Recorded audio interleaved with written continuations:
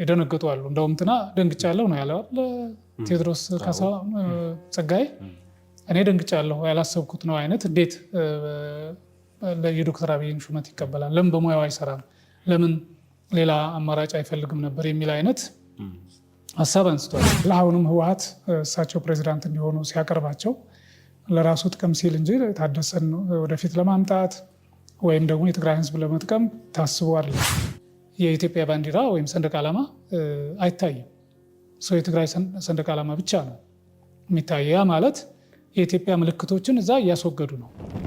ስለዚህ ዶክተር አብይም አንዳንዴ ቂመኛ ናቸው፣ አንዴ ከያዙ ከነከሱ አይለቁም የሚለውንም አስተያየት ፉርሽ የሚያደርግ ነው።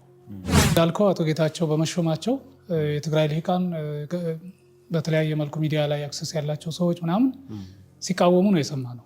በሁለት መልኩ፣ አንደኛው እንዴት የአብይን ሹመት ይቀበላል የሚል ትክክል አይደለም የሚል አይነት ትችቶች ሰነዝሩ ሰምቻለሁ። ሌላኛው ደግሞ ይሄው ለየለት ድሮን ብልጽግና ነው እያልን እንጠረጥረው ነበር፣ እንተች ነበር። አሁንም ይኸው ብልጽግና ተላላኪ ሆኖ ሊሰራ ተሾመ ሚኒስትር ሆኖ።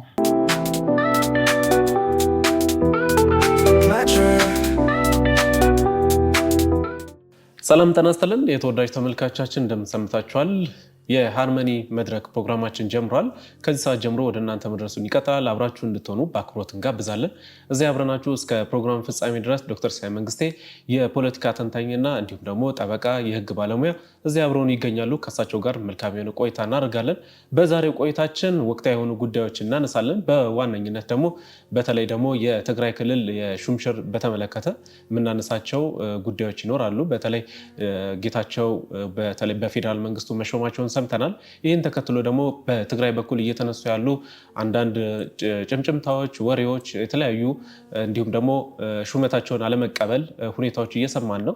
ይህንን በተመለከተ የምናሳያችሁ ወይም ደግሞ የምንነግራችሁ ሀሳብ ይኖራል። ሌላኛው መረጃችን ደግሞ ከታደሰ ወረደ በተለይ ደግሞ ከጀነራል ታደሰ ወረደ ጋር በተያያዘ በቀጣይ ምን አይነት ስራዎች ይጠበቃቸዋል፣ እሳቸውስ ማን ናቸው የሚሉ ሀሳቦችን እናነሳለን።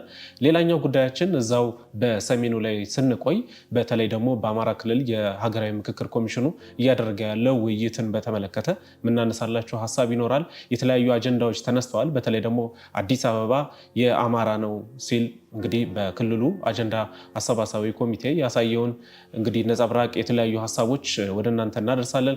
የተለያዩ ትልልቅ የሚባሉ አጀንዳዎችም ተነስተዋል። በተለይ ደግሞ ከኦሮሚያ ክልል ጋር የሚነጻጸሩ አይነት በተለይ ለፉክክር የሚበቁ አይነት ጥያቄዎች ነው የተነሱት በአማራ ክልል በኩል። ይህንን በተመለከተ የምክክር ኮሚሽኑ ያነሳቸውን ሀሳብ እንዲሁም ደግሞ የክልሉ ነዋሪዎች ደግሞ ያነሱትን ሀሳቦች ወደ እናንተ እናደርሳለን። አብራችሁን ከቆያችሁ ሌሎች መረጃዎችም ይዘናል። መልካም ቆይታ ይሁንላችኋል። ቤተሰብ ያልሆናችሁ ደግሞ ላይክ፣ ሰብስክራይብ፣ ሼር በማድረግ ቤተሰብ እንድትሆኑ እንጋብዛለን። መልካም ቆይታ ይሁንላችሁ። ካፍታ ቆይታ በኋላ እንመለሳለን።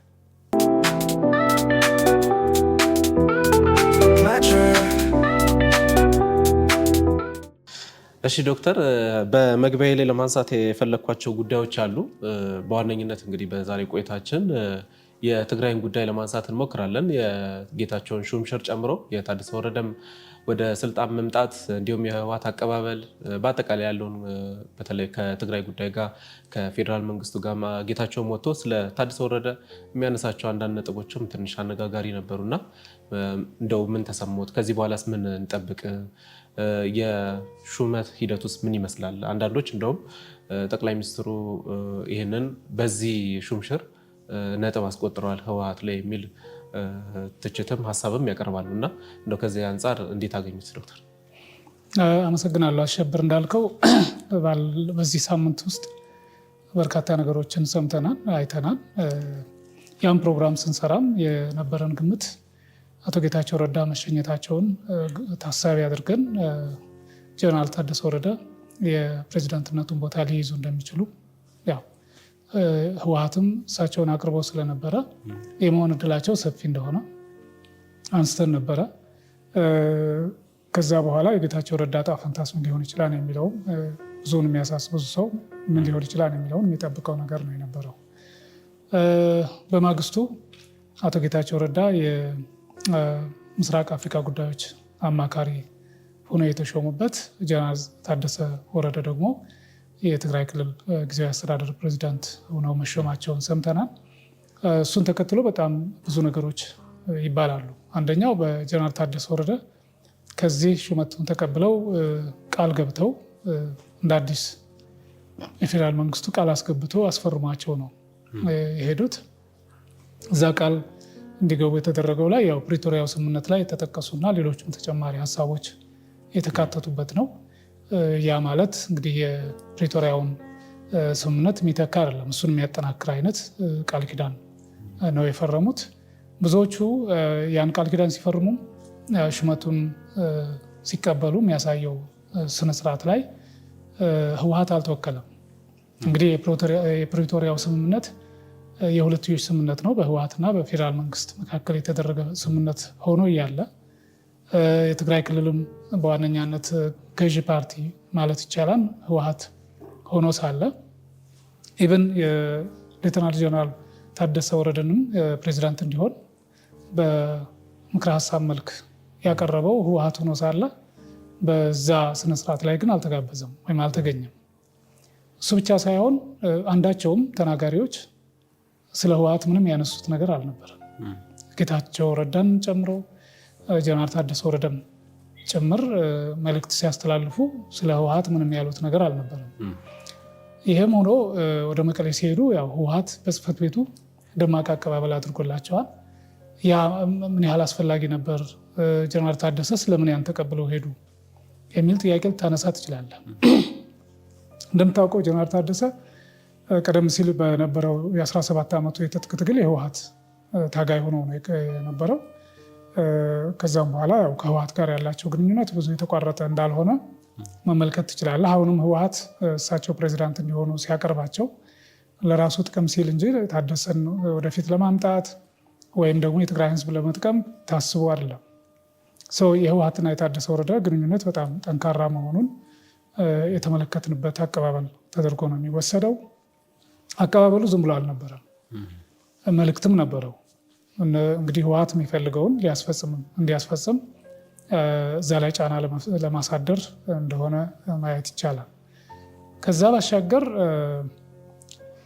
ጀነራል ታደሰ የሚገርመው ነገር እንግዲህ ምክትል ፕሬዚዳንት ነበሩ ባለፉት 2 ዓመታት።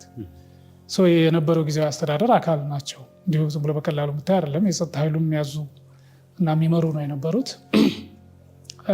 እንደዛም ሆኖ አሁን ፕሬዚዳንት ሲሆኑ ልክ አዲስ ሰው ሆነው ነው ብቅ ያሉት። አደረጃጀቱን ሁሉ ቀይረዋል። ለምሳሌ ጌታቸው ፕሬዚዳንት እያለ 2 ምክትል ፕሬዚዳንቶች ነበሩ። አሁን ግን አንድ ይበቃን ብለው ወስነዋል።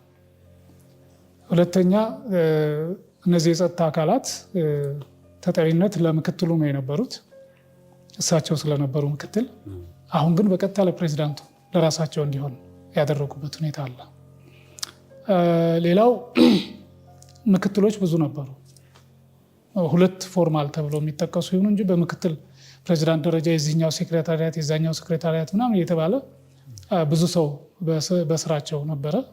አቶ ጌታቸውን ወጥሮ እግር ከወርች አስሮ የነበረ መዋቅር ነበር። አሁን ያን አስወግደዋል። ስለዚህ ቀጥታ በቢሮዎች የሚተካ መዋቅር እንዲኖርና ካቢኔው መደበኛ የቢሮ ስራውን ወይም የቢሮ ኃላፊዎችን ያካተተ እንዲሆን ያደረጉበት ሁኔታን መኖሩን ትመለከታለህ። በዚች ሳምንት ባልሞላ ጊዜ ውስጥ ይሄን የማስተካከል እርምጃ ከወሰዱ ጌታቸው እያለ ማድረግ አይቻልም ነበሩ። ይሄን ከልብ ቢያስቡ፣ ለትግራይ ህዝብ ቢጨነቁ፣ ህወሓትም ለትግራይ ህዝብ ችግር መፍታት የሚያስችል መዋቅር እንዲኖር የሚያስብና የሚጨነቅ ቢሆን ኖሮ ጌታቸው ረዳ እያለው አይ ምክትልም አንድ ይበቃል፣ ሌሎችም ቀጥታ ተጠሪነታቸው ለፕሬዚዳንት ይሁን ለምን አላሉ? የሚያሳይህ ነገር ይሄ ጌታቸው ረዳን የማያምኑት በሌላ ካልተደገፈ በስሩ ሆነው የሚይዙት ሰዎች ካልኖሩ በስተቀር ፕሬዚዳንቱ የፕሬዚዳንትነትን ሚናውን እና ስልጣኑን እንዲጠቀም አይፈልጉም ነበር። አሁን ግን ለጀነራል ታደሰ ወረደ ሙሉ ስልጣን ሰጡት ማለት ነው። ሙሉ ኃላፊነት ይሄው መዋቅር ከማስተካከል ጀምሮ እየወሰደው ያለው እርምጃ ያን ያመለክታል። ይሄን ስታይ የሆነ ተንኮል የሆነ ቅንነት የጎደለው አሰራር እንደነበረ ማየት ትችላለህ። የዚህ ቅንነት የጎደለው አሰራር ዋና አካል አንዱ የነበሩት ራሳቸው ጀነራል ታደሰ ወረደ ናቸው። ባለፉት 2 ዓመታት ይህን ማስተካከል ሲቻል ተነጋግረው ተመካክረው ዝም ብለው ጠብቀው አሁን እድሏን ሲያገኙ እሳቸው ዋና ሲሆኑ ጀነራል ታደሰ አስተካከለ እንዲባል የሚመስል አይነት ነገር ነው የምትመለከተው። እንዲህ አይነት የፖለቲካ ሴራ ምን ያህል ሀገራችንን፣ አካባቢያችንን፣ ህዝባችንን እየጎዳ እንደሚመጣ መመልከት ትችላለህ። ያም ሆነ እንግዲህ ከህወሓት ጋር በደብረጽዮን ከሚመራው ህወሓት ጋር የዛ አይነት ስምምነት እና መተባበር መተማመን ካለ አንጻራዊ ሆኖ ለውጦች ሊኖሩ ይችላሉ ተብሎ ይገመታል። ምክንያቱም ህወሓት እንቅፋት ሊሆን አይችልም። ራሱ ወዶ ፈቅዶ ያቀረባቸው ናቸው። ምንም እንኳ ህወሓት ስላቀረበ እኔ አጽድቄዋለሁ አላሉም ዶክተር አብይ በራሳቸው መንገድ ነው የታደሰን ፕሬዚዳንትነት ያጸደቁት ማለት ነው። እንደምታስታውሰው በኢሜይልም ፕሬዚዳንታችሁን ጠቁሙ ተብለው ነበር። ምናልባትም በኢሜይል ተጠቁመው ሊሆን ይችላል ጀነራል ታደሰ። ለምን ህወሓት ስላቀረባቸው እኔም ስለተስማማው አላሉም። በመግለጫቸው ላይ ምንም የህወሓትን ሚና አላነሱ። ያን ስታይ ስቲል በሁለቱ በህወሓትና በፌዴራል መንግስትም አለመተማመን እንዳለ እንዲሁ በጥርጣሬ አይን መተያየት እንዳለ የሚያመለክቱ ነገሮች ናቸው። አንዱ ሌላውን ቅቡል የማድረግ ሁኔታ አናይም። እሱ ብቻ አይደለም። አይተህ ከሆነ የህወሓት ውሎ አድሮ መግለጫ ወጥቷል። መግለጫው ብዙ ነገር አውርቷል፣ ብዙ ነገር ብለዋል። የፌዴራል መንግስት ትግራይን መልሶ በማቋቋም ይሁን ተፈናቃዮችን በመመለስ ረገድ እየተባበረ አይደለም፣ በደንብ እየሰራ አይደለም ምናምን ወቀሳ አለው። ከዛም አልፎ የትግራይና የኢትዮጵያን መንግስት የሚያገናኛቸው የፕሪቶሪያው ስምምነት ብቻ እንደሆነ አድርገው በመግለጫቸው ላይ ገልጸዋል። አንድ አስተሳሳሪ ክር ያለን ወይም ገመድ ያለን የፕሪቶሪያው ስምምነት ነው የሚል መደምደሚያ ያላቸው። ይሄ በጣም የተሳሳተ ልክ ያልሆነ እሳቤ ይመስለኛል። አንደኛ በደንብ የፕሪቶሪያውን ስምምነት ካዩት ከመግቢያው ጀምሮ ዓላማውን በደንብ እያየህ ስትሄድ ወደ ህገ መንግስታዊ ስርዓት የሚመልስ ነው። በራሱ የፕሪቶሪያው ስምምነት የመገናኛ ድልድይ ሊሆን አይችልም። መገናኛውን ድልድይ የሚያበጀው በህገ መንግስቱ በኩል አድርጎ ነው። ህወሓት ምን ማድረግ እንዳለበት፣ የፌዴራል መንግስቱ ምን መስራት እንዳለበት፣ በጋራ ደግሞ ምን ማድረግ እንዳለባቸው ያስቀምጣል። ያን ሲያስቀምጥ ግን ብቻውን ራሱ ሪፈረንስ ሆኖ ገዢ ህግ ሆኖ የሚያገለግል አይደለም። ወደ ህገ መንግስታዊ ስርዓት ህወሓት ወደ ህገ መንግስታዊ ስርዓት እንዲገባ የፌዴራል መንግስትም መስራት ያለበት እንዲሰራ፣ ህወሓትም መቆጠብ ያለበት እንዲቆጠብ፣ ማድረግ ያለበት እንዲያደርግ ነው የሚያስቀምጠው። ህወሓቶች ተፈራርመው አሁንም ድረስ የፕሪቶሪያው ስምምነትን እስካከበሩ ድረስ በህገ መንግስታዊ ስርዓቱ ውስጥ ማዕቀፍ ውስጥ ነው ሆነው የሚቀጥሉት የሚሰሩት። ማስተሳሰሪያ ገመዱም ህገ መንግስቱ እንጂ የፕሪቶሪያው ስምምነት አለ። የፕሪቶሪያው ስምምነት ተኩስ ነው ያስቆመው። ተኩስ አስቆመ። ከዛ በኋላ ወደ ህገ መንግስታዊ ስርዓቱ ተመለስ የሚል ነው ህወሓትን የሚያስገድደው። ይሄ በደንብ መታየት እኔ እዛ ያሉ እነሱ ጋር ያሉ የህግ ባለሙያዎች ምን አይነት ጭፍን እየሆኑ እንደመጡ ነገሮችን የሚረዱበት መንገድ በጣም የተንሸዋረረ እየሆነ እንደመጣ ደጋግሜ ተናግሬ አውቃለሁ። የመጀመሪያው ነገር ዓላማውም ስታይ ሌሎችንም ድንጋጌዎች ስትመለከት ህወሓት ወደ ህገ መንግስታዊ ስርዓቱ እንዲገባ አሸባሪነት እንዲነሳለት ከዛ በኋላ ጊዜያዊ አስተዳደሩን ከፌዴራል መንግስቱ ጋር በጋራ ሆነው ተነጋግረው እንዲያቋቁሙ በዛ በስምምነት ሰነዱ አንቀጽ 10 ንዑስ ቁጥር 1 ላይ በግልጽ ያስቀምጣል። በዛ መሰረት ፕሬዚዳንቱ መሾም የነበረባቸው በዛ መልክ ነው። ካቢኔው መዋቀር ያለበት ያን መሰረት አድርጎ በሚደረግ ድርድር፣ ውይይት አሳታፊ በሆነ መልኩ ነው መሰራት ያለበት። በዚህ ሂደት ውስጥ ብዙ ችግሮች እንዳሉ ማየት ይቻላል። ሌላው መታየት ያለበት በዛ ስምምነት ሰነድ ላይ ህወሓት ከጠባጫሪ ድርጊቶች እንዲቆጠብ፣ ከሌሎች ኃይሎች ጋር የፌዴራል መንግስት እውቅና በሌለው ሁኔታ እንዳይገናኝ፣ ወታደር ከማሰልጠን ወይም ታጣቂዎችን ከማሰልጠን ከማሰማራት እንዲቆጠብ ይከለክላል። ግን ያን ወደ ጎን ብለው አሁንም ድረስ የዲዲአርም ራሱ እንዲሰራ በግልጽ በጊዜ ገደብ አስቀምጦ ያለፈ ነው የነበረው። ግን አሁንም ድረስ የዲዲአር አልተሰራም፣ አልተፈጸመም። የታጠቀ ኃይል የተደራጀ ኃይል አለ። አሁንም ሁለተኛ ከዛ አልፎ ከሌሎች ታጣቂ ወገኖች ጋር ጎረቤት ሀገር ጋር ግንኙነት የፈጠረ እንደሆነ የሚያሳይ ነገሮች መረጃዎች እየወጡ ነው። የራሱ አቶ ጌታቸው ረዳ ደጋግመው ተናግረዋል። ሌላው ቀርቶ ቴዎድሮስ ጸጋዬ በሪዮት ሚዲያ ላይ በግልጽ የተለያዩ መረጃዎችን መነሻ አድርገው ከኤርትራ ኃይሎች ጋር እየተገናኙ እንደሆነ ሲተቹ የነበረበት ሁኔታን ትመለከታለህ። ሰው እነዚህ ነገሮች ራሱ የሰላም ስምምነቱን የፕሪቶሪያውን ስምምነት እንኳ እያከበሩት አለም። ኢቨን ብቸኛው ገመድ ማስተሳሰሪያ ገመዳችን ነው እያሉት ሲጥሱት ነው የምታየው፣ ሲያከብሩ አትመለከትም።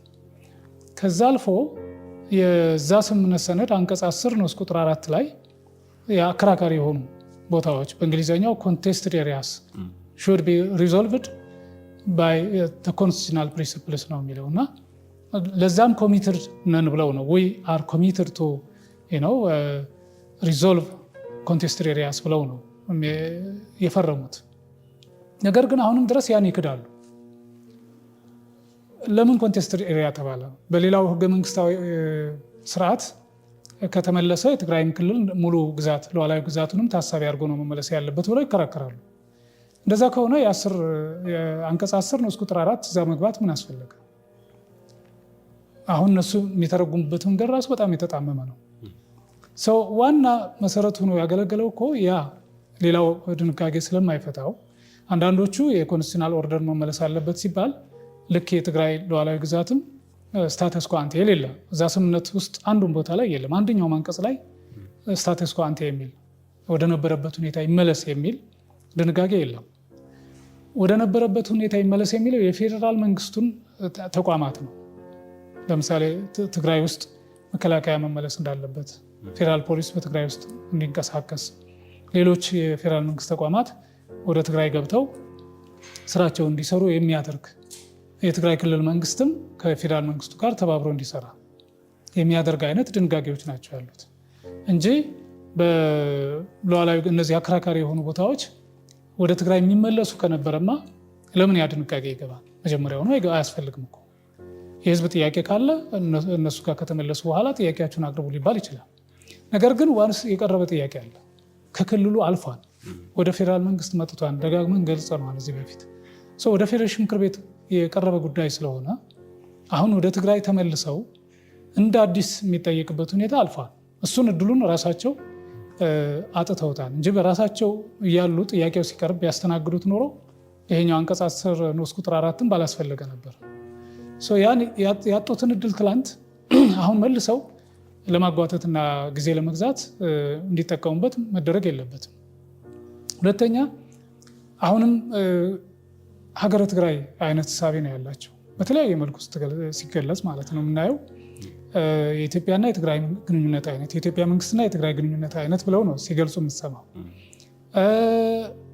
በፕሬዚዳንቱም በሌሎችም የትግራይ ክልል ባለስልጣናትም ይሁን ወይም የአደባባይ በዓላት ሲኖሩ የኢትዮጵያ ባንዲራ ወይም ሰንደቅ ዓላማ አይታይም።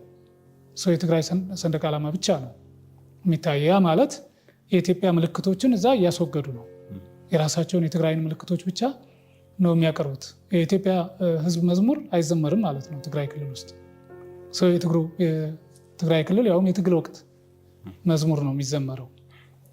እንዲህ አይነት ነገሮችን ስታይ አሁንም የትግራይ ፖለቲከኞች በጣም የተሳሳተ መንገድ ላይ መሆናቸውን የፕሪቶሪያው ስምምነትን 10 ጊዜ እሱን ቢያነሱትም እያከበሩት እንዳልሆነ፣ ህገ መንግስቱንም እያከበሩት እንዳልሆነ ትመለከታለህ። እና በዚህ መልክ የት ነው የሚደርሱት? በሂደት የምናየው ሊሆን ይችላል። ነገር ግን የፌዴራል መንግስትም ገዢው ፓርቲ ብልጽግናም ስለተወላቸውም ጭምር ይመስለኛል ቢያንስ ህግ ማስከበር አለበት አይደል? እና ህግ ሲከበር ደግሞ ህገ መንግስቱ ነው ከሁሉ በላይ ቅድሚያ ተሰጥቶ ሊከበር የሚገባው። አሁን የትግራይ ኃይሎች ህገ መንግስቱን ጭምር ነው እየጣሱ ያሉት። ለምንድን ነው እሱን የማያስከብረው? በመነጋገር በተግሳጽም በሌሎችም አስፈላጊ የሆኑ እርምጃዎች ወደ ልክ እንዲገቡ መደረግ መቻል አለበት ብዬ አስባለሁ። አለዛ እንደፈለጉ እያወኩ እንዲኖሩ መፈቀድ የለበትም። ከኤርትራ ጋር ግንኙነት መጀመራቸው ከታወቀ ፌዴራል መንግስትም እያለ ነበር በግልጽ አቁሙ። አንዱ የፈረሙት ለምሳሌ ታደሰ ወረደ እኮ ይሄን ነው፣ ከፌዴራል መንግስቱ እውቅና ውጭ ከሌሎች ኃይሎች ጋር የሚኖሩ ግንኙነትን ማስቆም የሚል አንድ ግዴታ ነው። ይታወቃል ማለት ነው። ይህን የፌዴራል መንግስት ማስቆም መቻል አለበት። አንደኛ በድንበር አካባቢ የመከላከያ ሰራዊትን በማስፈር ጭምር እንደፈለጉ እነሱ የሚቆጣጠሩት አይነት እንዳይሆን ማድረግ ያስፈልጋል። ሁለተኛ ትግራይ ክልል ውስጥ የነበሩ የመከላከያ የጦር ካምፖች ወይም መቀመጫዎች ወደዛ መመለስ አለባቸው። የፌዴራል መንግስቱ ፊዚካል ፕሬዘንስ የሚሉት ወይም አካላዊ እዛ መገኘት የሚለው ፌዴራል ፖሊስም መከላከያም እዛ ትግራይ ውስጥ በሚገባው ቦታ መቀመጥ ባለበት ቦታ ገብቶ መቀመጥ መቻል አለበት። ህግና ስርዓት ማስከበር መቻል አለበት የሚለውን ነገር መታሰብ መቻል አለበት። እንደዚህ ካልሆነ በስተቀር አሁንም ጀነራል ታደሰ ወረደን እንዳሻቸው ሰራዊቱን እያዘዙ የራሳቸውን የትግራይን ክልል ሀገር ለማድረግ የሚሰሩ አይነት ከሆነ ከፌዴራል መንግስት ጋር የሚኖረው ግንኙነት እየሻከረ መሄዱ አይቀርም። የጊዜ ጉዳይ ነው። ምን ያህል ሲሳካላቸዋል አይዳውት።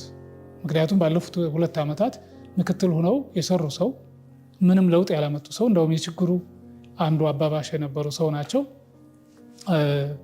የአመራር የዚህ አስተዳደራዊ ፖለቲካዊ አመራር ልምድ የላቸውም። በወታደር ቤት ነው የኖሩት። አሁን የህወሓት መከፋፈል አለ። በጌታቸው ረዳ የሚመራው ህወሓት አለ፣ በደብረጽዮን የሚመራው ህወሓት አለ። ሁለቱም በእሳቸው እንቅስቃሴ ላይ የሚኖራቸው ጫና ቀላል አይሆንም። አዎንታዊም አሉታዊ ሚና ሊጫወቱ ይችላሉ። እሱን ማየት ይቻላል። ሌላኛው እንግዲህ የአቶ ጌታቸው ረዳ መሾም ነው። የአቶ ጌታቸው ረዳ አስገራሚ ነገር ምንድን ነው? አንደኛ ወደ ሹመት ሲመጡ አቶ ጌታቸው የአዲስ ቦታ ነው የሚፈጠርላቸው። ታስታውስ ከሆነ ለምሳሌ ወደ ውጭ ጉዳይ ሚኒስትር ከመቀሌ ዩኒቨርሲቲ ወደ ውጭ ጉዳይ ሚኒስትር ሲመጡ የፐብሊክ ዲፕሎማሲ ዳይሬክተር ሆነው ነው የተሾሙት። ያኔ ብዙ ለዛ ቦታ እና ተሿሚ የነበረው አይመስለኝም። አዲስ ተፈጥሮላቸው እንደመጡ ነው የሰማሁት። ኋላ ደግሞ ትንሽ ቆይተው አቶ ኃይለማርያም የውጭ ጉዳይ ሚኒስትር ስለነበሩ እሳቸው ሲመጡ እንግዲህ ዶክተር ቴዎድሮስ አዳና ይመስለኛል ወይ ስዩም መስፍን አሊያም ዶክተር ቴዎድሮስ እያሉ ነው ወደ ውጭ ጉዳይ የመጡት እና ከዛ በኋላ ውጭ ጉዳይ እየሰሩ እያሉ የአቶ ኃይለማርያም የውጭ ጉዳይ ሚኒስትር ነበሩ እና የእሳቸው ስፒች ራይተር ሆነው የንግግር ጽሁፍ ጸሐፊም ሆነው አማካሪም ሆነው ያገለግሉ ነበረ። በዛ ምክንያት አቶ መለስ ዜናዊ ሞተው አቶ ኃይለማርያም ደሳለኝ ጠቅላይ ሚኒስትር ሲሆኑ በቀጥታ ነው ይዘዋቸው ወደ ጠቅላይ ሚኒስትር ቢሮ የመጡት አቶ ጌታቸው እና ጠቅላይ ሚኒስትር ቢሮ ሌላ ቦታ ስላልነበረ ለሳቸው አዲስ ቦታ የተዘጋጀበትና የሚዲያና ኮሚኒኬሽን አማካሪ እንደዚህ አይነት ሚኒስትር ብለው ከፍ አድርገው ደረጃቸውንም እዛ ዳይሬክተር ነው የነበሩት ውጭ ጉዳይ ያሉ ወደ ጠቅላይ ሚኒስትር ቢሮ ሲመጡ ግን በሚኒስትር ማዕረግ የሚዲያና ኮሚኒኬሽን አማካሪ እንደዚህ አይነት ነገር የተሰጡበት ሁኔታ አለ። አቶ ኃይለማርያም ጋር ወደ ውጭም በሚደረግ ጉዞ በእያንዳንዱ እንቅስቃሴ ከጎናቸው ሆነው ጽሁፍ በማዘጋጀት የንግግር ጽሁፍ፣ ሌሎች መረጃዎችን በመስጠት ሲሰሩ ነበረ። ከዛ በኋላ ወደ ኮሚኒኬሽን ጉዳዮች ጽህፈት ቤት ሚኒስትር ሆነው ነበር የሄዱት። እንደምታስታውሰው አቶ በረከት ሲነሱ ይመስለኛል አቶ ጌታቸው የገቡት።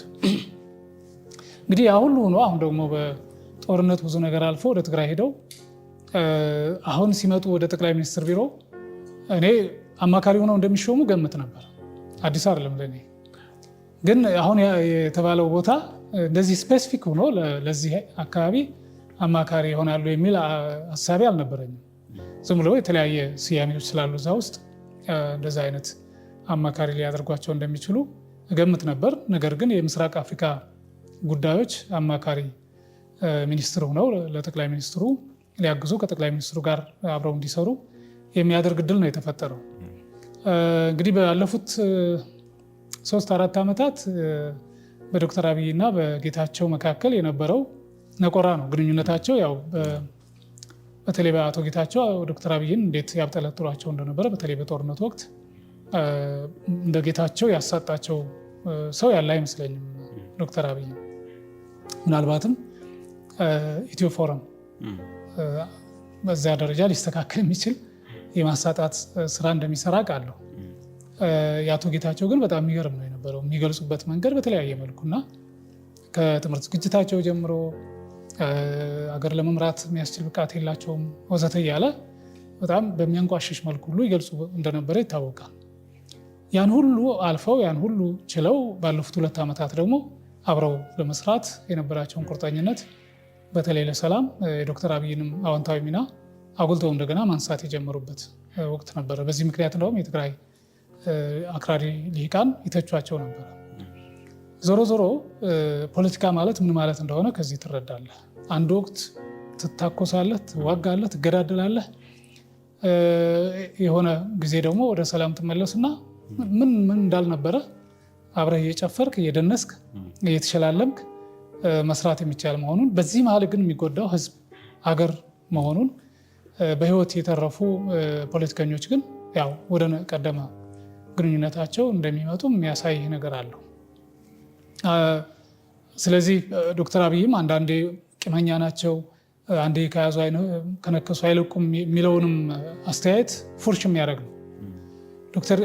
ዶክተር አብይ ጌታቸውን የእሳቸው አማካሪ የዕለት ከዕለት እንግዲህ ግንኙነት የሚያደርጉ በተለይ በምስራቅ አፍሪካ ጉዳዮች ዙሪያ በተንቀሳቀሱ ቁጥር ወይም የሆነ ፖሊሲ ሀሳብ ማንሳት ቢፈልጉ ወይም የሆነ ውሳኔ መወሰን ቢፈልጉ እንግዲህ አቶ ጌታቸው ናቸው መነሻ ሀሳብ የሚያቀርቡት።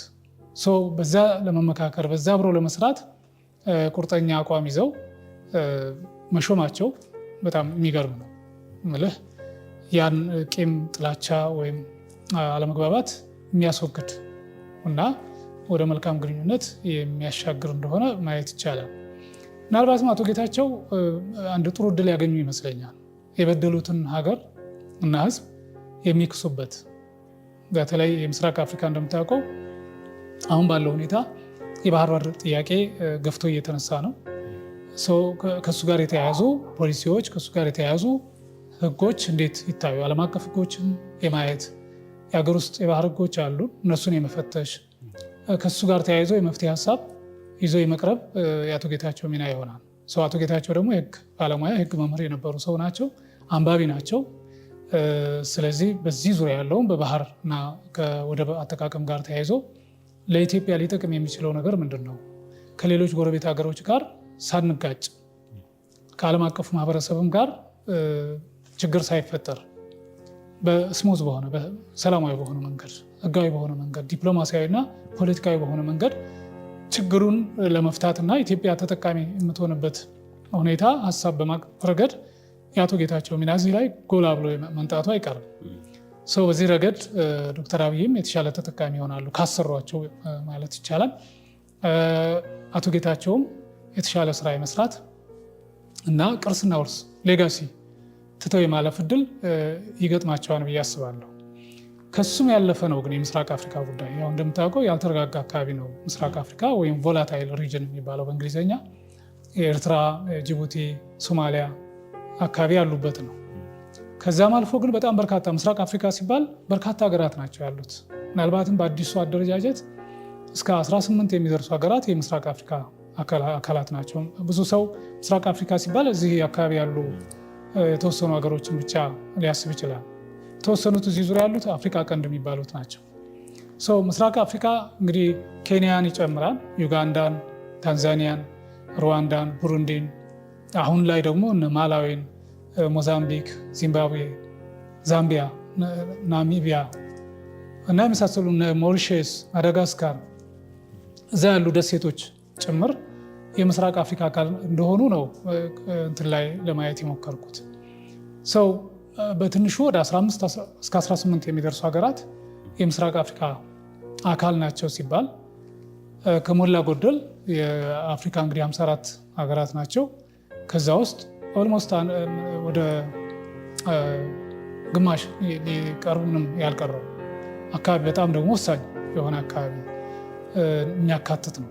ስለዚህ ከነዚህ ሀገሮች ጋር የሚኖር ግንኙነት ከነዚህ ሀገር በተለይ ሶማሊያን ችግር በመፍታት ረገድ ኢቨን ከዛ ያለፉ ሌሎች የኤርትራ ጋር የሚኖርን ግንኙነት ወደፊት የሚወስን አይነት ስራ የሚሰራበት አካባቢ ነው። ከውጭ ጉዳይ ሚኒስትር ጋር በመሆን በጋራ የሚሰራ ስራ ተደርጎ ሊወሰድ ይችላል። በዚህ ረገድ አቶ ጌታቸው ቅድም እንዳልኩ የህግ ባለሙያ ናቸው፣ በጣም አንባቢ ናቸው፣ ላመኑበት ነገር ሟች ናቸው። ይህን በተግባር አሳይተዋል። ቀደም ባሉት 2 ዓመታት በጦርነቱ ውስጥ ምን ያህል ቁርጠኛ ሆነው ብዙ ነገር ያው ሊገደሉ እየተሞከረ እያመለጡ ግን ደግሞ የህወሓት ቃል አቀባይ ሆነው ያገለግሉበት ሁኔታ ነበር። ባለፉት 2 ዓመታት ደግሞ ለሰላም ከፍተኛ የሆነ ዋጋ ከፍለዋል። ከራሳቸው ወገኖች ጭምር የሚደርስን ጫና ተቋቁመው እዚህ የደረሱበት ሁኔታ አለ። አሁንም ይሄኛው አንጻራዊ የሆነ የተሻለ የተመቸ ነገር ይፈጠርላቸዋል ብዬ አስባለሁ። ከኤርትራ ጋር የሚኖረውን ግንኙነትም ጀምረውት ነበር። እንደምታስታውሰው የትግራይ ክልል ጊዜያዊ አስተዳደር ፕሬዚዳንቱ ነው ያለ የፌዴራል መንግስት ማውቆት ዶክተር አብይም እያወቁ የተደረገ ግንኙነት ዱባይ ላይ ግንኙነት ጀምሮ እንደነበረ መረጃዎች ወጥተዋል። ይህን እነሱም አልካዱም።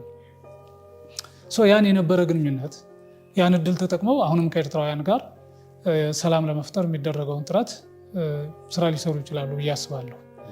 አንዱ ከህግ ባለሙያነታቸው፣ ከአንባቢነታቸው፣ ከቁርጠኝነታቸው በተጨማሪ ሌላው ኳሊቲ ወይም እንደ ጥሩ እድል ወይም ችሎታ ብለን ልንወስደው የምንችለው አቶ ጌታቸው ጥሩ ትግርኛ ተናጋሪ ናቸው።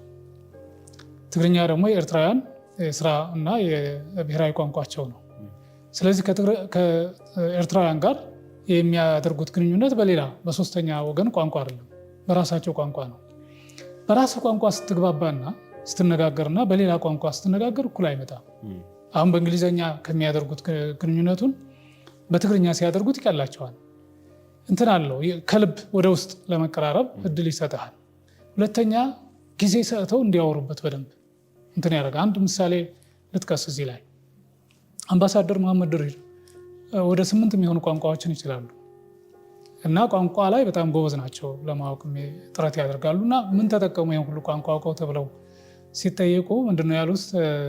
አንዴ ዚምባብዌ አምባሳደር ሄጄ እያለሁ አሉ ከፕሬዚዳንቱ ጋር የመገናኛ ጊዜ ቀጠሮ ነበረን። ያ ቀጠሮ እስኪደርስ ድረስ እኔ የዚምባብዌን ቋንቋ ልምምድ አደረኩ አሉ። ቢያንስ ሰላምታ፣ ቤተሰብ እንዴት ነው፣ ስራ እንዴት ነው ምናምን የሚሉትን አይነት እነሱን ተለማምጄ ገባሁ። ፕሬዚዳንቱን ሳገኛቸው እንግዲህ ፕሬዚዳንቱ በእንግሊዝኛ ነው የስራ ቋንቋቸው። በእንግሊዝኛ አይደለም ያናገርኩት አሉ። በቀጥታ በራሳቸው የእናት ቋንቋ ሰላምታ አቀረብኩ። ስራ እንዴት ነው፣ ቤተሰብ እንዴት ነው ብዬ ትንሽ ሄድኩ አሉ። በጣም ደስ አላቸው። ቁጭ በል አሉኝ። ተቀመጥኩ። ለፕሮቶኮል 20 ደቂቃ ነው የሚሰጠው የነበረው። እዚያ ፕሮቶኮሉ ያቺ 20 ደቂቃ ስትጨርስ መጥተው አልቋን ሰዓቱ ሲላቸው ፕሬዚዳንቱ ተው እባክህ ብለው ተጨማሪ 20 ደቂቃ ወስጄ 40 ደቂቃ ከዛ ወደ እንግሊዝኛ ነው የመጣ ነው። ስለ አገሬ፣ ስለ እነሱ ሀገር ግንኙነት ስላለው ሁኔታ ምናምን ሰፊ ማብራሪያ መስጠት የማስገንዘብ እድል ፈጠረልኝ። ከዛ ከፕሬዚዳንቱም ጋር የተሻለ መግባባት ፈጠርን ሲሉ ሰምቻለሁ። ሌላ ምሳሌ ላነሳ እችላለሁ። የኔም የራሴ ገጠመኛል እና ቋንቋ መቻል እንደቀላል የሚታይ አይነት አይደለም። ስለዚህ ከኤርትራውያን ጋር በትግርኛ የሚያደርጉት ውይይት፣ የሚያደርጉት ግንኙነት የተሻለ እድል ይሰጣቸዋል የሚል ለመግባባት ለመቀራረብ የሚያስችል ነገር ይፈጥርላቸዋል ብዬ አስባለሁ። ሌላኛው የምስራቅ አፍሪካ ብዙዎቹ ሀገሮች ኬንያን ጨምሮ ሌሎች ዩጋንዳ፣ ታንዛኒያ የመሳሰሉት የእንግሊዝ ቅኝ ግዛት ስር የነበሩ ሀገሮች ናቸው ብዙዎቹ። ሌሎችም የእንግሊዝ እንኳ ባይሆኑ እንግሊዝኛ ተናጋሪ ሰው የሚበዛባቸው ይኖራሉ። ጌታቸው ጥሩ እንግሊዝኛ ቋንቋ ተናጋሪ ናቸው ወይም ሰሚ ናቸው፣ አንባቢ ናቸው። በዛ ያገኙት እድል ነው። ስለዚህ በእንግሊዝኛ ለሚያደርጉት ግንኙነት፣ ለሚሰሩት ስራ፣ የሚፈጥሩት መግባባት ጥሩ እድል ይኖራቸዋል። ያለምንም መቸገር ከነዚህ አካላት ጋር መግባባት ይችላሉ ማለት ነው። በዚህ ዙሪያ የተጠኑ በትግርኛ የተጻፉ በእንግሊዝኛ የተጻፉ ስለ ምስራቅ አፍሪካ ስለ እያንዳንዱ ሀገር የተጻፉና የሚሰነዱ ዶክመንቶችም ካሉ እሱን በርብረው በደንብ አንብበው የተሻለ ሀሳብ ይዘው የሚቀርቡበት የሚፈልጉ በትግርኛ የሚፈልጉ በእንግሊዝኛ ለጠቅላይ ሚኒስትሩ ደግሞ በአማርኛ በተሟላ መልኩ አዘጋጅተው የሚቀርቡበት እድል አለ ማለት ነው። ይሄ እንደቀላል መታየት የለበትም።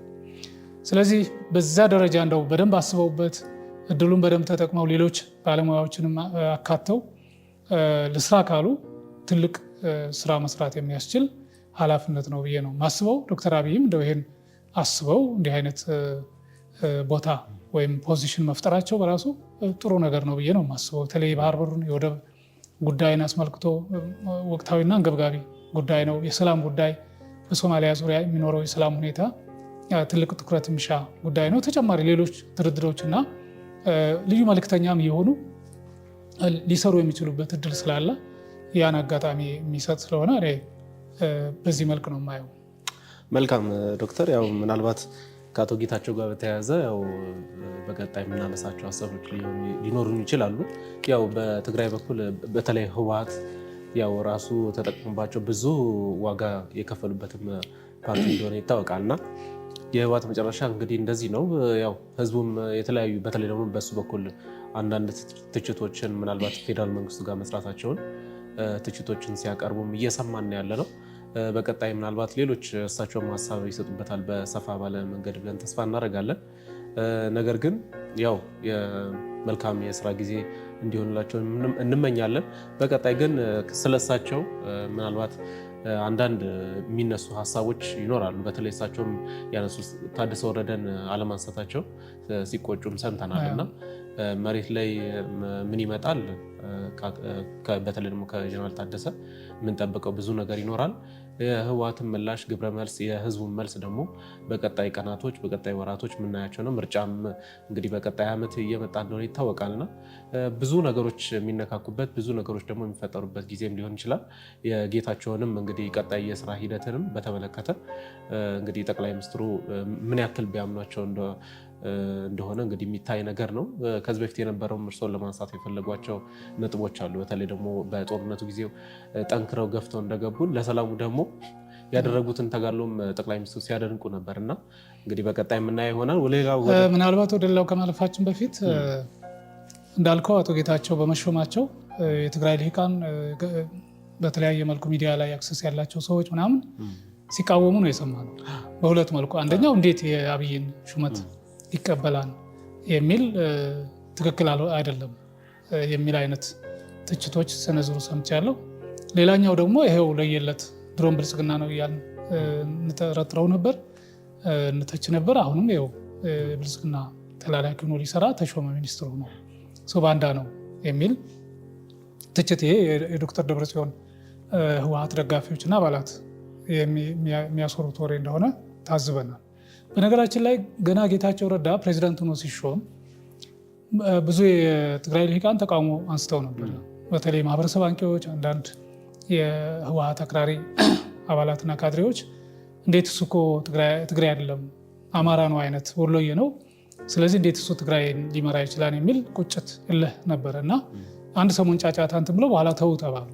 እንዴ አኮ ማለት ጌታቸውን አማራ ነው ካል ራያ አማራንን የሚለው ልክ ነው ብለን የራያን ህዝብ ጥያቄ እየተቀበልን ነው፣ ራያ ትግራይ አይደለም እያልን ነው ማለት ነው የሚል እርስ በርስ ተነጋግረው ያስቆሙት ነው።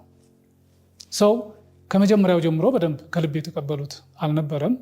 ሁለተኛው አቶ ጌታቸው የነስም ይብዛ ነፃ የሆኑ ሰው ናቸው። ሰው መጀመሪያ አስበው የነበሩት የሚመስለኝ እነ ዶክተር ደብረጽዮን የእነሱ ፑፔቱ ነው፣ እነሱ የሚሉትን ብቻ እያረገ እየወሰነ እንዲሄድ ይጠብቁ ነበር። አቶ ጌታቸው ደግሞ የለውጥ ሰው ነው፣ ወጣት ነው፣ የተማረ ነው፣ የተሻለ አቅም ያለው ሰው ነው። ስለዚህ ያን ድል ሲያገኝ በራሱ እየወሰነ መሄድን ነበር የፈለገው። እንደዛም እንዳይሆን ነበረ ሁለት ምክትል ፕሬዚዳንት፣ ከዛ ሌሎች ምክትል ደረጃ ያላቸው ሴክሬታሪያት፣ እዛ ተጠሪነታቸው ለዛ የሚሆኑ ቢሮዎች በቀጥታ አቶ ጌታቸው እንዳያዝ ለአቶ ጌታቸው ተጠሪ እንዳይሆኑ አድርገው ስርስር አድርገው መዋቅሩን ሰርተው የነበረው ይህን ግምት ውስጥ አስገብተው የነበረ ይመስለኛል ቅድም እንደገለጽኩት። ስለዚህ አቶ ጌታቸውን በጥርጣሬ አይን ነበር ሲያዩት የነበረው።